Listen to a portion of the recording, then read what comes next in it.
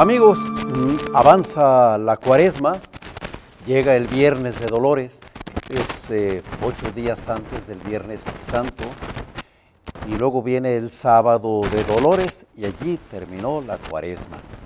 Hay 40 días del miércoles de ceniza al Sábado de Dolores, porque al día siguiente, Domingo de Ramos, y el Domingo de Ramos ya no es Cuaresma, ya es Semana Santa. Comienza la Semana Santa, entonces vamos a hacer un programa de Semana Santa. ¿Qué les parece si en esta ocasión platicamos con ustedes del Vía Crucis, ¿verdad? De una devoción que existe por allí, llamada el Vía Crucis. Entonces, vamos a ver. El Vía Crucis es una devoción de viernes. Es decir, el viernes es un día muy especial en la humanidad. El viernes es un día especialísimo para el género humano. ¿Sabe usted por qué? Pues porque fuimos creados en viernes. Dios creó a Adán en viernes, el sexto día, y el sábado, séptimo día, Dios descansó. Entonces, no solo fuimos creados en viernes, sino que fuimos redimidos en viernes, porque la pasión del Señor ocurrió en viernes. Por esa razón, existe en la iglesia la costumbre de que los viernes rezamos el Vía Crucis o Vía Crucis. Y vamos a hablar hoy de esta hermosísima devoción. Todo el mundo la conoce, todo el mundo sabe lo que es un Vía Crucis, pero este programa lleva la intención de que vaya usted a la iglesia, se compre un librito de Vía Crucis, hay muchos, o ya tiene usted uno por allí, y haga en esta Semana Santa el rezo del Vía Crucis. Es un rezo que está premiado. Es un rezo que aparte te da la indulgencia plenaria, que sabemos todos que es la indulgencia plenaria. Vamos al cielo directitos. Es un día especialmente hermoso el viernes, sobre todo, de todos los principios del viernes, el más grande es la redención de Cristo. El Viernes Santo, aquel primer Viernes Santo. El Vía Crucis tiene 7 estaciones. 7 del lado derecho, 7 del lado izquierdo de la iglesia. 14. Tiene 14, sí. 14 estaciones. Miren, de las 14 estaciones hay 5 que no aparecen en los evangelios. Sí, porque son por tradición. La tradición viene porque Cristo no quiso que todo quedara escrito. La tradición nos deja ese legado hermoso por nuestra fe, nuestra libertad de creer o no creer. Los 5 de tradición. Las 5 estaciones del Vía Crucis que recibimos por tradición son las 3 caídas, el encuentro con su madre en el camino de la cruz y también con la Verónica. Esas son las 5 que por tradición las conocemos. Bueno, el estrujante momento de rezar el Vía Crucis, lo que vamos a considerar a continuación es tan fuerte que solamente eso es lo que nos da una ligera idea de la magnitud del pecado. El pecado es una cosa tan grande que fue necesario que un hombre sufriera todo lo que vamos a platicar en este programa.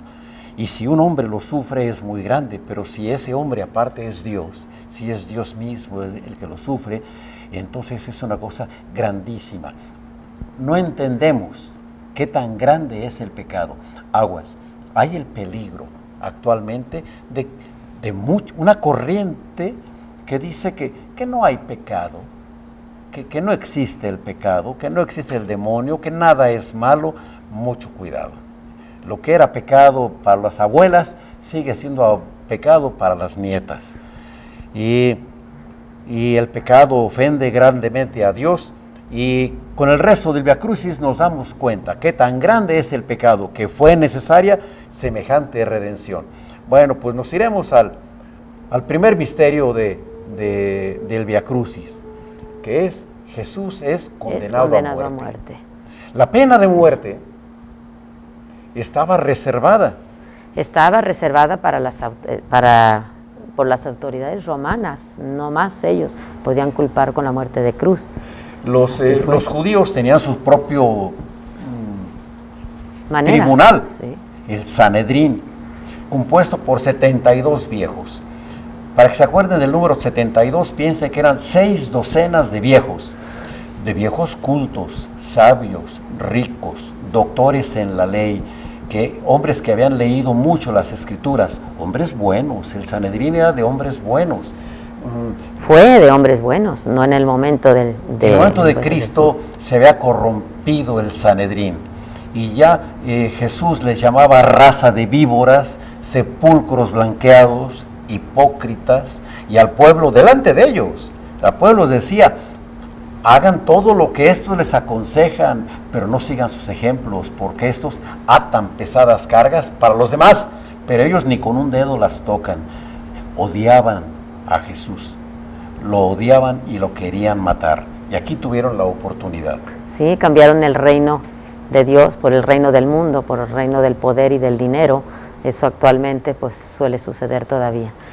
De Herodes a Pilato, el Viernes Santo, tempranito,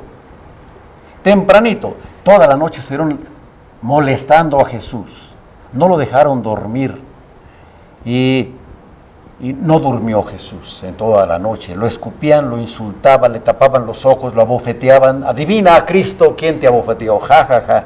Y se reían, hacían escarnio de él.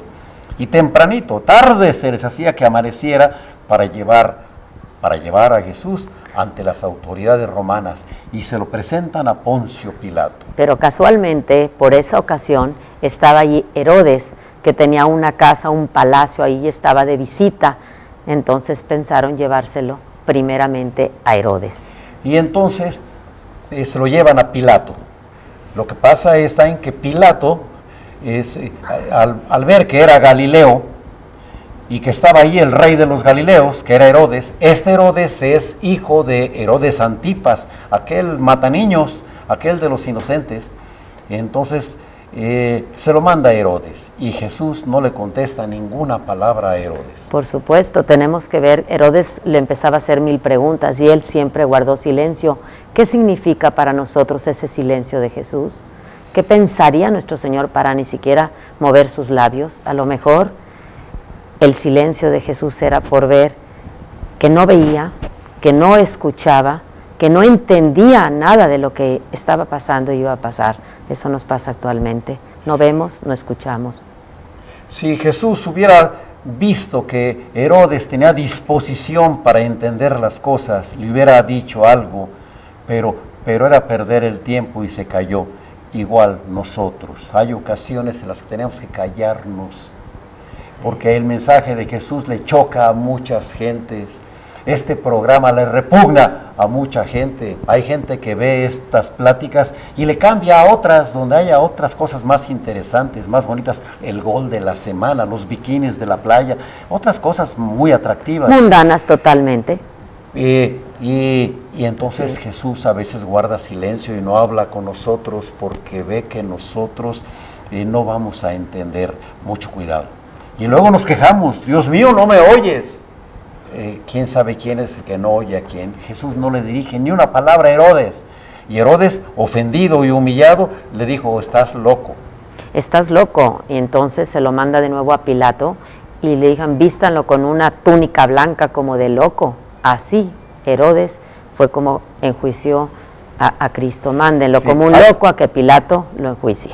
Y ahí va Cristo de Herodes a Pilatos y ida y vuelta, y Poncio Pilato, él era italiano, era romano, y era la autoridad militar y política de Palestina, de Israel, y entonces a él sí le contesta: entonces tú eres rey, tú lo has dicho. Y Pilato, muy vivo, era un militar, era un gobernante, no era tonto de nadie. Pilato simpatizaba con Jesús, enseguida percibió que sus enemigos se lo habían entregado por envidia y que por eso lo querían matar. Entonces trató de defender a Jesús de muchas maneras, pero el pueblo, movido por el Sanedrín, quería la muerte de Jesús. Sí, el Sanedrín incitaba al pueblo para que crucificaran a Jesús, para que lo condenaran a muerte. Y Pilato también recibió una llamada de Claudia, su mujer, diciéndole que no era culpable, que había soñado algo, que por favor se detuviera. No te metas con ese justo. Sí, anoche tuve pesadillas. Sí. Y entonces Pilato se acuerda y les dice, a ver, el Imperio Romano, indulgentemente, como sabiendo que su gran fiesta es la Pascua, cada Pascua les deja libres a un preso, el que ustedes escojan. Tengo a Barrabás en la cárcel, que está ahí por robo y por homicidio, y tengo a Jesús de Nazaret, el que le llaman el rey de los judíos. ¿A quién quieren que le suelte?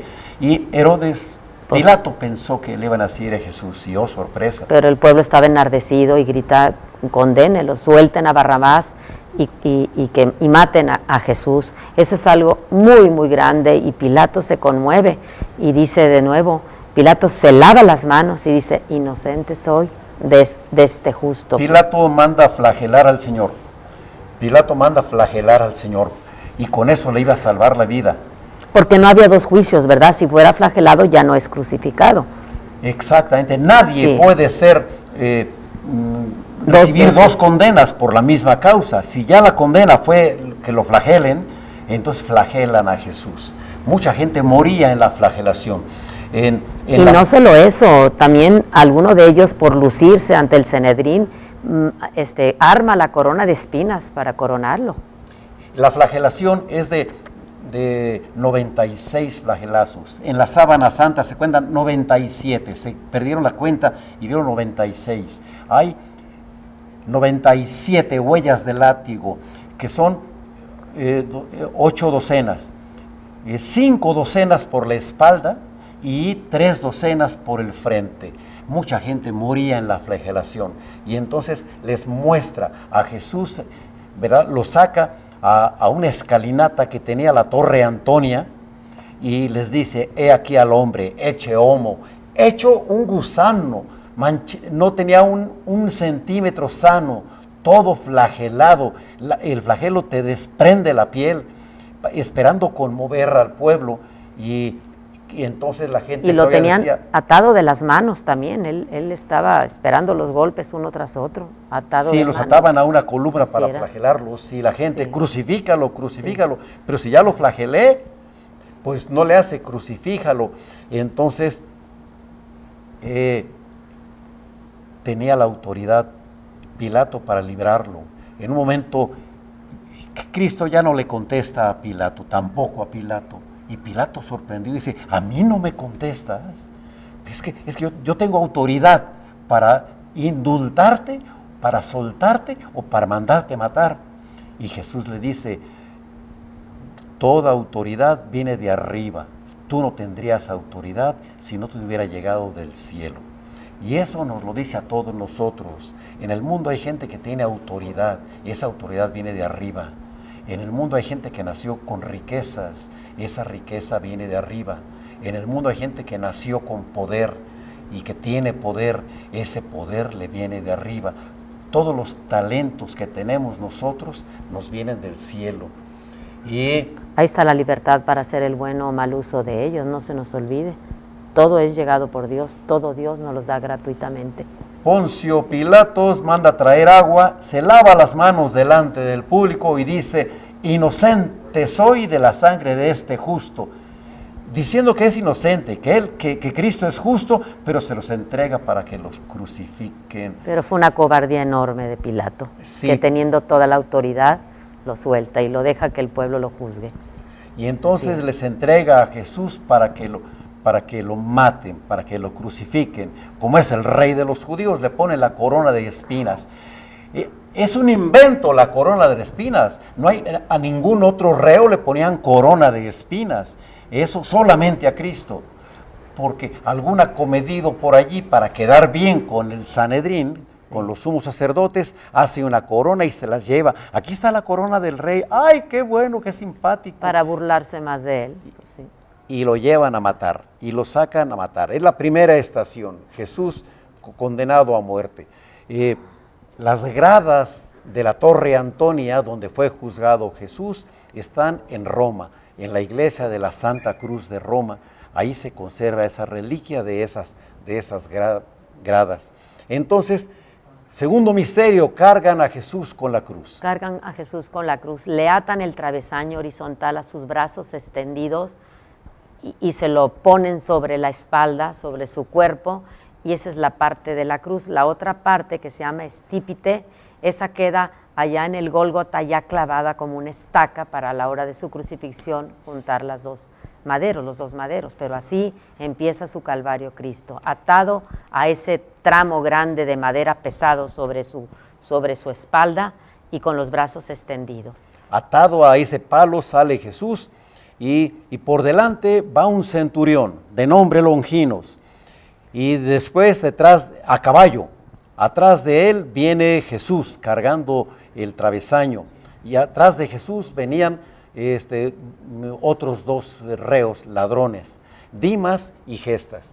¿Por qué decimos que centurión se llamaba Longinos? La tradición dice que ese era su nombre. Muchas cosas vienen por tradición.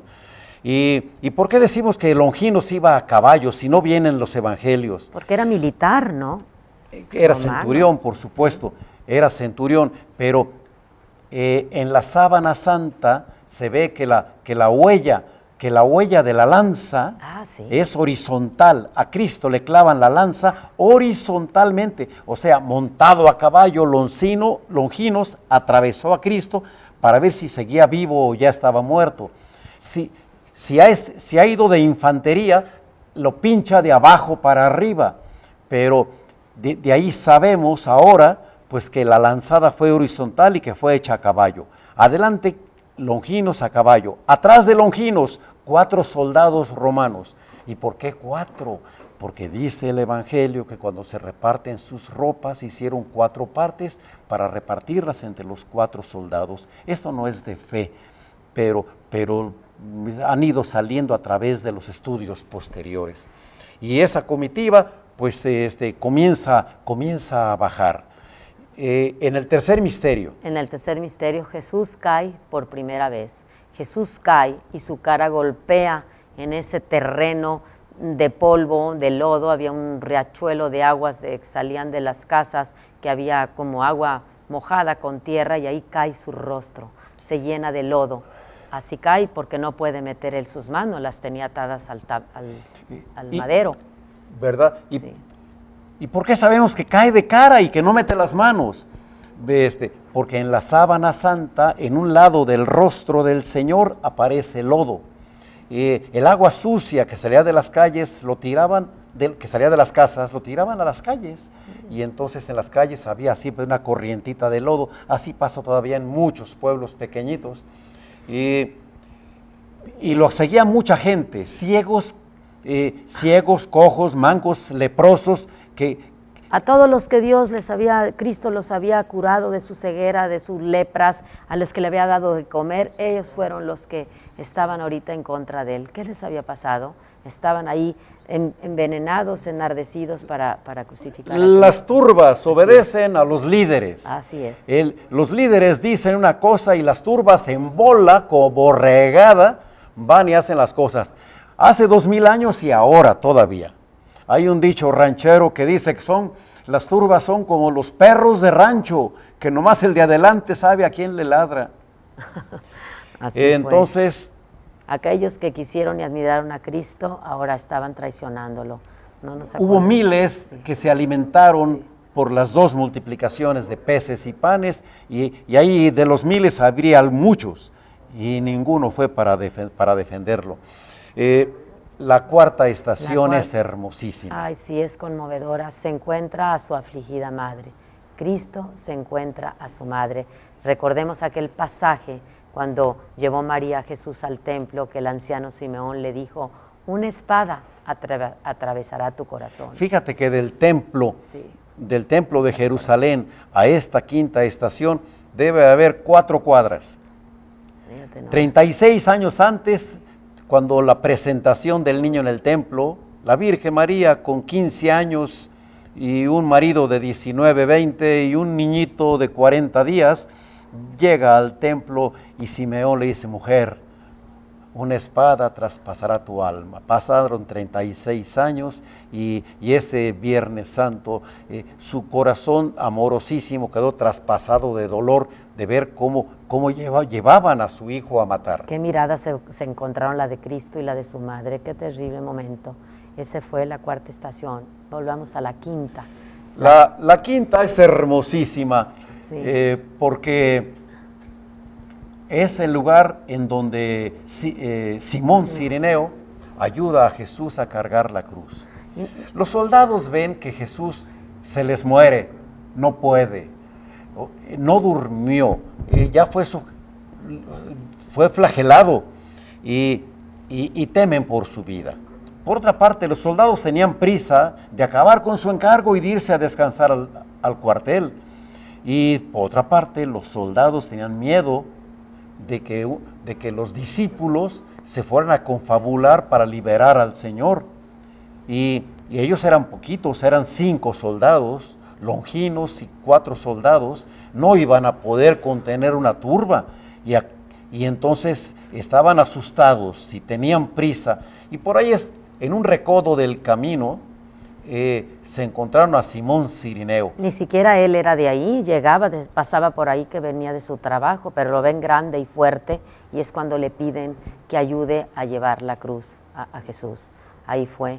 Y él, pues yo creo que con esa mirada de dolor que tenía Cristo, pues se acercó y tomó, le desataron las sogas de las manos y él tomó ese madero y lo cargó para que Cristo pudiera seguir su camino de la cruz.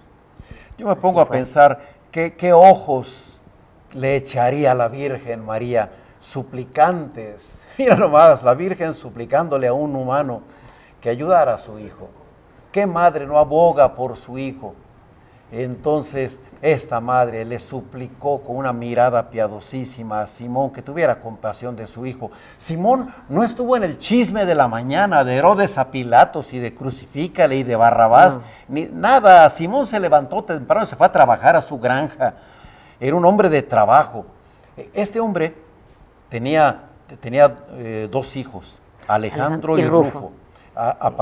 Aparece en los evangelios el nombre de los hijos de Simón y con el tiempo fueron muy prestigiados y muy queridos por la primera comunidad cristiana porque la gente los veía como reliquias vivientes. Mira, este es Alejandro, es hijo de Simón, aquel que ayudó a Jesús a cargar la cruz. Qué cosa tan maravillosa haber sido un cirineo. Podemos seguir siendo cirineos, ayudar a cargar la cruz a Cristo con nuestras propias cruces, aprovechar este momento de saber que todos podemos ser un cirineo y todos llevamos cruces y ofrecidas a Dios cambia nuestra vida. Así es. El cirineo nos da envidia. Envidia. Dice, caramba, qué ganas de haber sido yo, ¿verdad? De que me hubiera dicho Longinos, a ver tú, ese peloncito, échenmelo para acá. Y ahí voy yo con mi musculatura, que me hubiera encantado. Pero qué lástima, qué ganas de haber ayudado yo al Señor a cargar. Hasta la fecha puedes ayudarlo.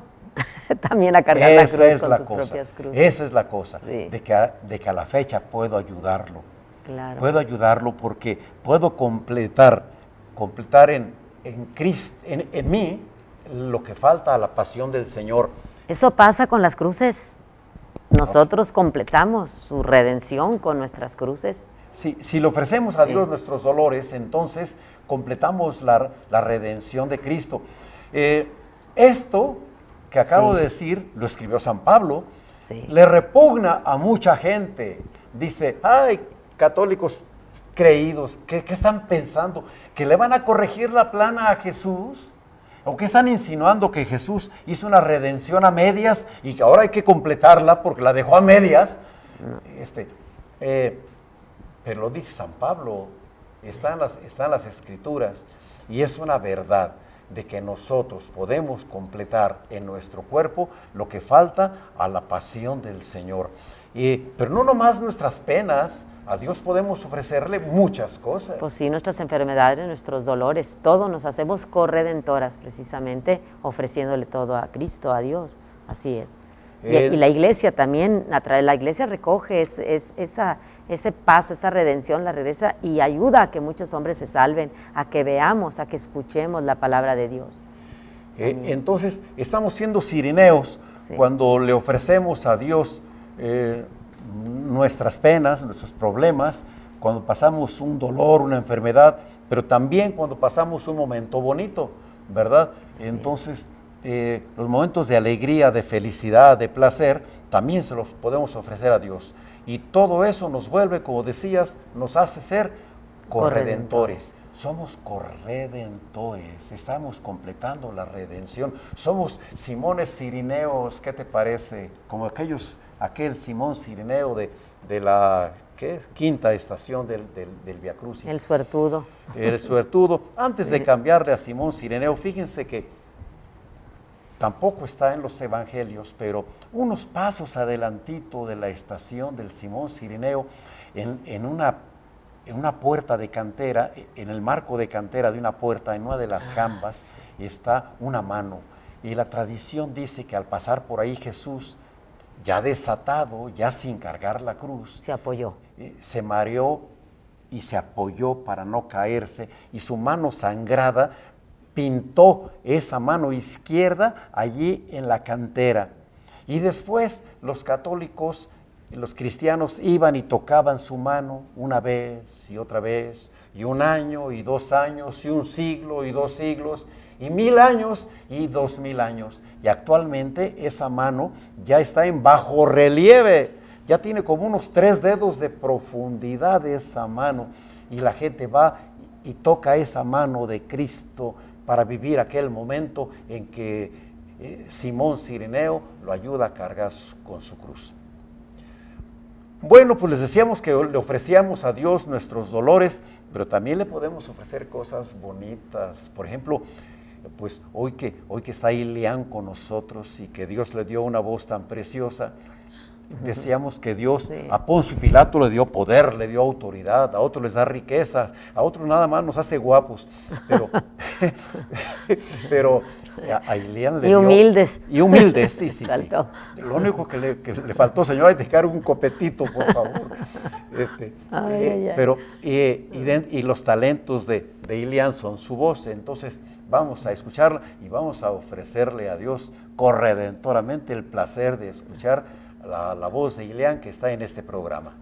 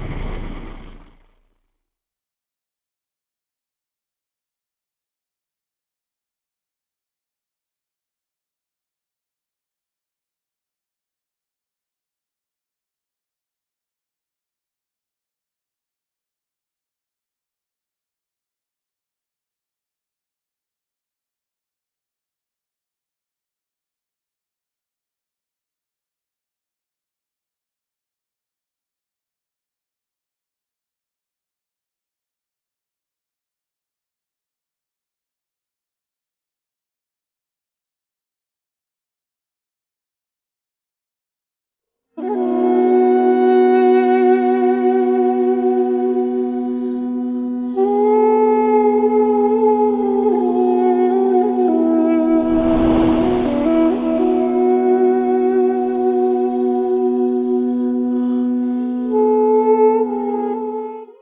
hermanos de María Visión, soy el Padre Antonio Casasola, párroco de la parroquia de San Miguel de Mezquitán, en Guadalajara. Estamos ya en el tiempo de Cuaresma, un tiempo de preparación para la fiesta más importante de nuestra fe. Nos disponemos a celebrar la Pascua de nuestro Señor Jesucristo, su muerte y su resurrección. La Iglesia nos pide prepararnos durante 40 días. Es tan importante este acontecimiento que necesitamos 40 días de preparación. Y nos invita a hacerlo con el ayuno, con la oración y con la limosna. La Cuaresma significa adentrarnos en el camino de la vida. Dios ha mostrado el camino de la vida. En el Sinaí le ha dicho a su pueblo: escucha, Israel, amarás al Señor tu Dios con todo tu corazón, con toda tu alma, con toda tu mente y con todas tus fuerzas, y al prójimo como a ti mismo. Haz esto y tendrás la vida eterna. La experiencia de Israel es que ha conocido el camino de la vida, pero no ha podido caminar, no ha podido llevar sus pasos por este sendero. Por eso Cristo se ha hecho hombre, y Cristo ha sido tentado lo mismo que Israel. Ha sido tentado en el desierto con la tentación del pan, la tentación de la seguridad. Porque para amar a Dios con todo el corazón, uno tiene que estar dispuesto a sufrir. Para amar a Dios con toda el alma, uno tiene que estar dispuesto a abandonarse en la voluntad de Dios, a no meter la razón allí en lo que Dios ha dispuesto en nuestra historia. Y para amar a Dios con todas las fuerzas, uno tiene que estar dispuesto a poner toda su vida, todo su empeño, todo su dinero, porque las fuerzas, los brazos nos ayudan para construir nuestra riqueza, nuestro patrimonio, al servicio de Dios. Jesucristo lo dirá de otra manera: si alguno quiere venir en pos de mí, que se niegue a sí mismo, que esté dispuesto a sufrir, que tome su cruz cada día, para esto tendrá que orar, y que me siga a mí. No seguir a los ídolos de este mundo, y los ídolos de este mundo se representan sobre todo en el dinero. Por eso la Cuaresma nos invita a ejercitarnos en el ayuno, que significa estar dispuesto a sufrir un poquito para hacer la voluntad de Dios, en la oración, para poder aceptar su voluntad, aceptar esa enfermedad que te llega, esa historia que Dios ha preparado para ti, la cruz de cada día. Y nos invita también a la limosna, para que no apegarnos a los ídolos de este mundo, sino que poner toda nuestra vida, todo nuestro empeño en el servicio y el seguimiento de Cristo. Hagámoslo así y tendremos la vida eterna.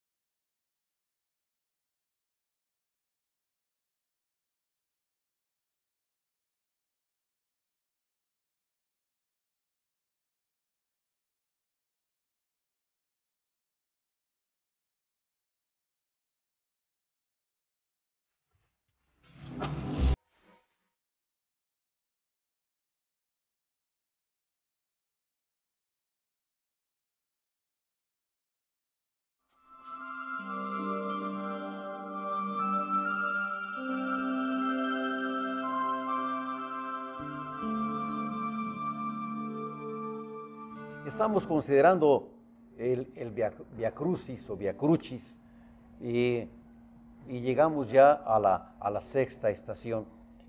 En la quinta estación comienza la subida del Gólgota. La ciudad de Jerusalén está fundada sobre 7 colinas, igual que la ciudad de Roma. Entonces, la colina principal es Sión, allí estuvo el templo, y Cristo baja la colina de Sión hasta la estación 4, donde se encuentra a su madre. Y en la estación 5 de Simón Cireneo comienza la subida del Gólgota. Y entonces Cristo comienza a subir y enseguida viene la sexta estación y ahí sale una mujer del pueblo. Que se llamaba legítimamente Berenice y la conocemos como la Verónica, la que enjuga su rostro. Verónica, ¿qué quiere decir Verónica?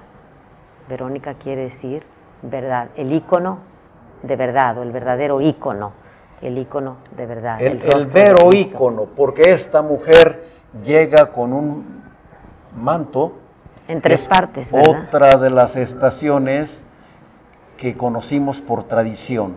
Se acerca a aquella mujer con un manto doblado en 3 partes y le enjuga su rostro. Y curiosamente ella no se dio cuenta en el momento que el rostro quedó pintado en las 3 partes del manto. No se dio cuenta, ella piadosamente coge aquel paño, lo oprime contra su pecho, se queda llorando y al día siguiente, cuando lo va a lavar, ve que en las 3 partes de ese manto estaba impreso el rostro del Señor. Es lo que conocemos como el divino rostro. Ahora ese manto está en 3 partes, en Roma, en Jerusalén y en Jaén. O sea, se cortaron las 3 imágenes y se veneran, una en Roma, otra en Jerusalén, otra en Jaén.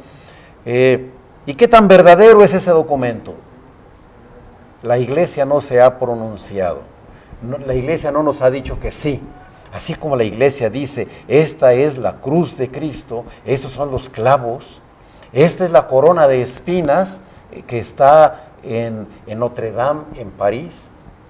Y ahí se va, la corona de espinas, paréntesis, se somete, se pone al culto público en Notre Dame, en París, cada año el Viernes Santo, también todos los viernes primeros. Entonces, si alguien anda por París, ahí puede ver la corona de espinas en esos días.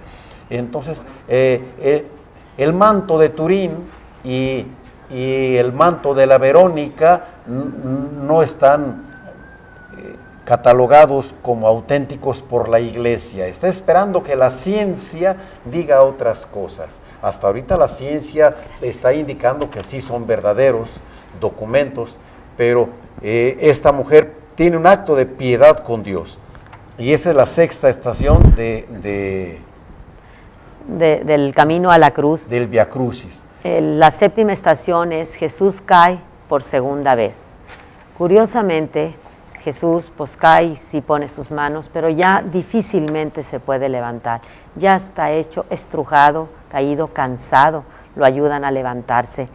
Hace 1000 años el Salmo del rey David decía, comentaba, era un gran, pues estaba dotado el rey David porque escribía poemas y grandes salmos que se vienen a reflejar hoy en esta estación tan dura y tan triste. Se decía, me rodean como perros, me cerca una nube de malvados. Fíjense cuántos años antes que sucediera esto, ya se hablaba de lo que iba a suceder. 1000 años antes, el rey David, en el Salmo 21, decía esas palabras tan tremendas, ¿verdad?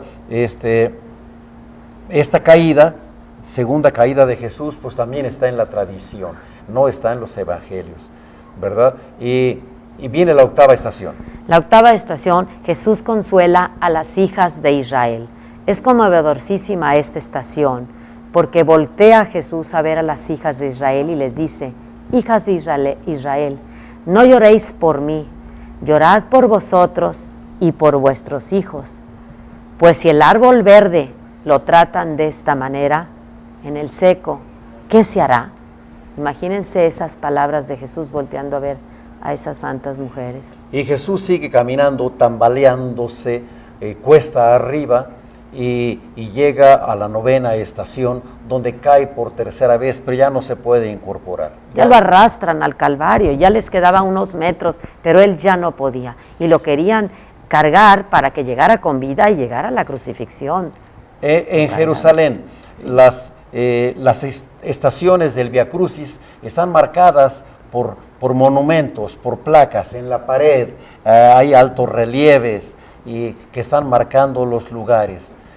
Así como las 14 estaciones del Via Crucis en cualquier iglesia, así el Via Crucis de Jerusalén en las calles de la Vía Dolorosa están marcadas esas estaciones. Y ya de la 9ª estación al Gólgota hay unos pasos, unos 30 metros, y arrastran a Jesús los soldados, porque ya Jesús no se puede incorporar. Ahí viene la 10ª estación, cuando a Jesús lo despojan de sus vestiduras. Con qué dolor tan grande le empiezan a quitar sus vestiduras que estaban impregnadas a su cuerpo con la sangre. Por todo eso pasó Jesús y repartieron su ¿cómo le llamaban? Su túnica, sus vestiduras, y sufrió la vergüenza de la desnudez también. La túnica, le echaron suertes. Le echaron suertes. La túnica era inconsútil, era una túnica grandota, sin costura, de una sola pieza. Dicen mucha gente, tal vez tejida por la Virgen, y era una pieza tan valiosa que dijeron, no la apartamos, vamos a jugar suertes, y el que gane se queda con la túnica. Pero de las demás ropas hicieron 4 partes. También el Salmo de David hace 1000 años también mencionó eso. ¿Hace 3000? 3000 años, sí, pues sí, hace 3000 años. Sí dijo, se han repartido mis vestidos y se echan suertes sobre mi túnica. Todo eso ya estaba dicho por el rey David. De aquí sacan la conclusión de que eran 4 soldados, porque San Juan dice que se repartieron la ropa entre 4 partes, las ropas de Jesús y las ropas de Dimas y de Gestas. También los nombres de Dimas y Gestas, los 2 ladrones, nos llegaron por tradición. Entonces, estación 11, son 14, Jesús es clavado en la cruz. Figúrate nomás que Jesús es clavado en la cruz. Antes los ataban, alguien llegó con aquellos clavos grandes de cabezas anchas. ¿Por qué pasó eso? Pues porque querían lucirse con el Sanedrín, llevaban ya la maldad en sus manos para clavar a Jesús. A Jesús lo iban a atar, a Dimas y a Gestas lo ataron, y atados lo subieron al estípite, pero a Jesús lo clavaron, no en la palma de la mano, sino que las huellas están en la muñeca. Y entonces en la sábana santa se ve cómo le clavan el clavo en la muñeca sin romperle ni un solo hueso. Y Jesús es clavado. Alguien fue con clavos y con martillo y se lució allí para decirles, a ver, vamos a clavarlos. Y felices que lo clavaron. También ya el Salmo 21 había hablado de esto. Sí, el Salmo 21 también dijo, ataron a Dimas y a Gestas y lo colgaron entre 2 ladrones y a él lo crucificaron. Han taladrado mis manos y mis pies, eso decía el Salmo también del rey David, han taladrado mis manos y mis pies. Entonces, qué duro. A Cristo le dieron vino, un vino mezclado con hielo, con mirra, que era una especie como de narcótico que le acostumbraban de dar a los condenados como para que sufrieran menos, como para narcotizarlos un poquito, ¿verdad? Pero Jesús, probándolo, pues no lo quiso sorber. Y también le pusieron el título, ¿verdad? Era un escrito muy largo del travesaño que le pusieron en la cruz. El título es una tabla de este tamaño, de 3 renglones. Y dice Jesús de Nazaret, Jesús Nazareno, rey de los judíos. Y está en hebreo, en latín y en griego.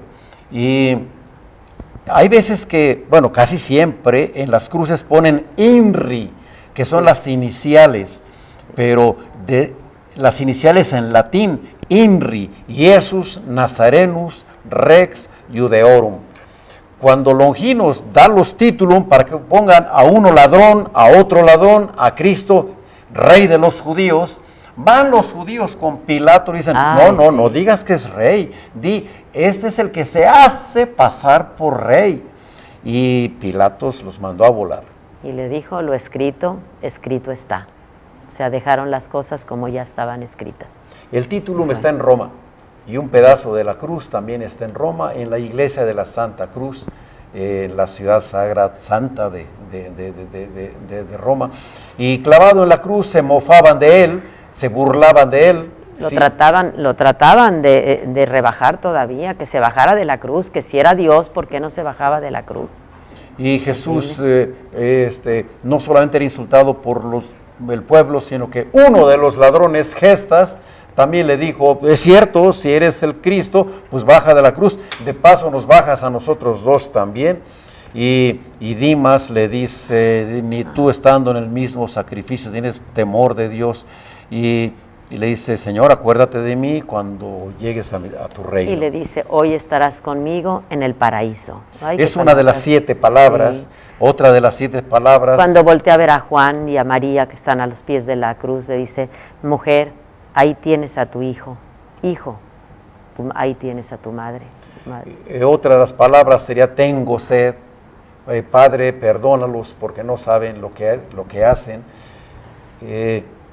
Hay otra frase del Salmo 22 que es, Elí, Elí, lema sabactani, Dios mío, ¿por qué me has abandonado? Y todo se ha consumado en ese momento, muere Cristo. Y Dios, pegando un gran grito, dice, Padre, en tus manos encomiendo mi espíritu, y expira y muere Jesús. A las 3 de la tarde, lo clavan a las 12, a las 3 muere, y se hace tinieblas en la tierra, tinieblas durante 3 horas. Cuando muere Jesús, se apaga el sol, tiembla la tierra, se rompe el velo del templo, se rasga de arriba a abajo, y el pueblo se asusta y bajan del Gólgota golpeándose el pecho, y Longinos dice verdaderamente que este era Hijo de Dios. Eso nos hace reflexionar realmente que nuestro mundo, el reino no está en este mundo, el reino está con Dios en la vida eterna. ¿Cómo andamos de tiempo? Dos hombres del Sanedrín, ¿verdad? José de Arimatea y Nicodemo piden a Pilato el cuerpo de Jesús. Jesús se admira de que ya esté muerto, ¿verdad? A Dimas y a Gestas, que no se morían, para que a precipitar su muerte le rompen los huesos, las piernas para que se desangren. A Cristo, que ya lo ven muerto, Longinos le clava horizontalmente la lanza, ve que ya está muerto, de su costado brota sangre y agua que quedaba en los ventrículos del corazón, uno con sangre, otro ventrículo con agua. Y no le rompe ningún hueso a Cristo. De acuerdo con las profecías. Sí. Desclavan a Jesús, se lo entregan a su madre y lo sepultan. Amigos, los invitamos a rezar piadosamente en esta Cuaresma, principalmente el Viernes Santo, todos los santos, y cada que tengan oportunidad de rezar piadosamente el Via Crucis para recordar la pasión y muerte del Señor. Recordemos la indulgencia plenaria rezando el Via Crucis también. Podríamos platicar toda la tarde de esto, pero vamos a cerrar el programa con la voz de Ileán, que nos canta una hermosísima canción. Muchas gracias por sus llamadas telefónicas, no podemos contestarlas al aire, pero en lugar de eso les mandamos una canción. Gracias. Gracias.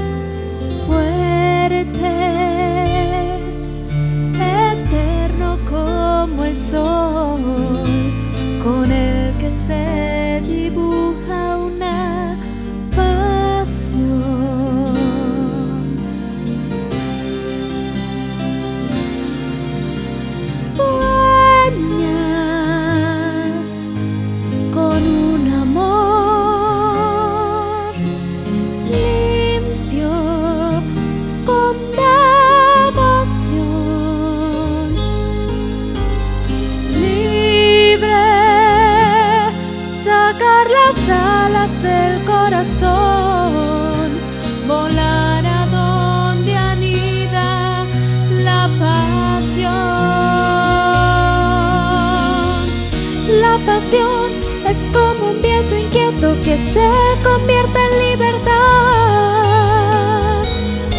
Es saber que hay alguien más que vive deseando poderte encontrar. Es viajar sin miedo entre las estrellas y la inmensidad. Es atravesar el fuego, caminar sobre las aguas, convertir un sueño en realidad. La pasión